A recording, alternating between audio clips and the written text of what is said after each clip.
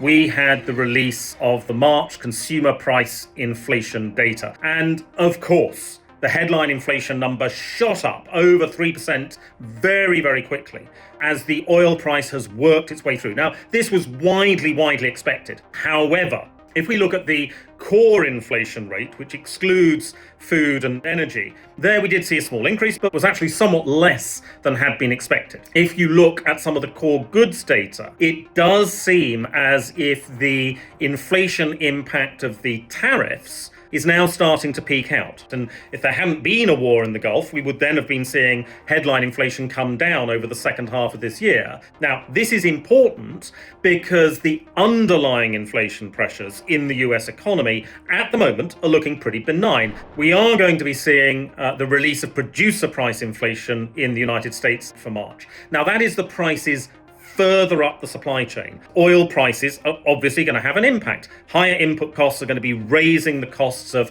manufacturing goods in the United States. The key issue here is that US firms, at least for the time being, are still by and large able to maintain their margin as we go down the supply chain. And that is because the consumer is accepting the price increases related to fuel for the time being. So what that means is that earnings growth, profitability is not likely to be too severely damaged, even with the oil prices raising costs. We have, at UBS, lowered our S&P target for the end of the year somewhat. We're still expecting the S&P 500 equity index to rise from today's level over the course of the year, but rise perhaps a little bit less than we were earlier expecting.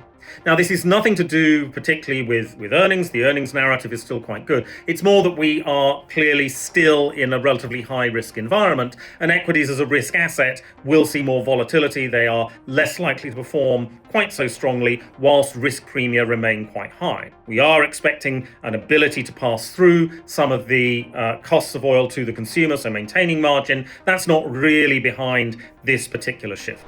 Now, in our view, both the Federal Reserve and the Bank of England will be looking to cut rates later this year once the situation in the Gulf has been resolved, once we start to see oil sustainably coming below $100 a barrel. The ECB is likely to remain on hold. Remember, the ECB starts from a position of a neutral monetary policy, whereas the Fed and the Bank of England are currently in restrictive territory. Thanks very much for watching, and I hope to see you back soon on Circle One.